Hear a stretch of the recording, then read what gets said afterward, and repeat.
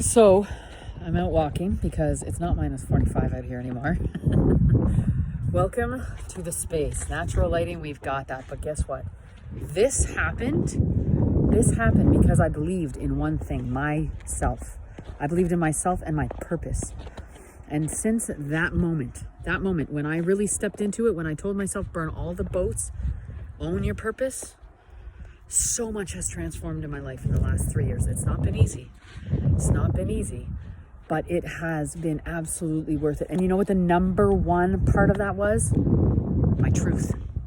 My truth. I could not continue to do what I was doing at a JOB when I knew people needed to have uncomfortable conversations around mental health, around anxiety, around depression, around suicidal ideation, around losing our younger generation day after day after day after day because they don't feel like they can connect with us. I knew I had this space and I was going to make a difference. I didn't have a clue as to how, but you know what? The why is more important. And that why came from this knowing inside of me, a knowing.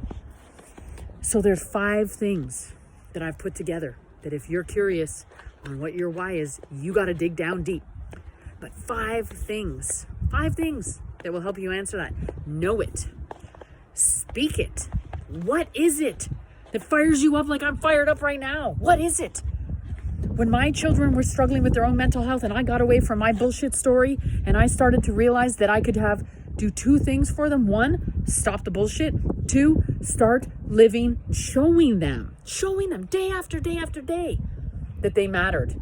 By the actions I was taking, by speaking my truth, by sharing with other parents and other youth, by speaking my journey to where I had been, to all the emergency room visits, to all the struggles I've had.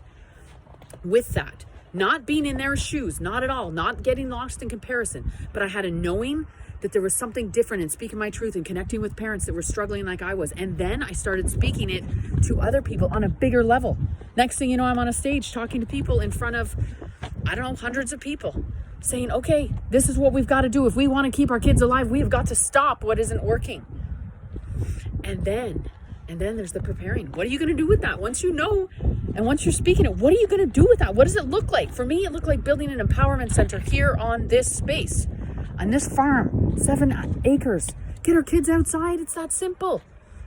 And then I prepared that. How do you prepare that? Well, it goes back to the speaking and the knowing. You just do it because my why was so strong. That passion was there.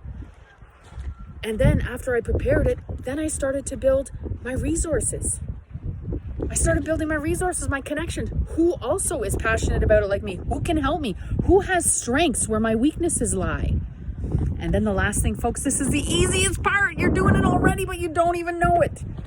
The 5th part to stepping in and living your purpose like I'm doing and not worrying about what other people think about it is doing it.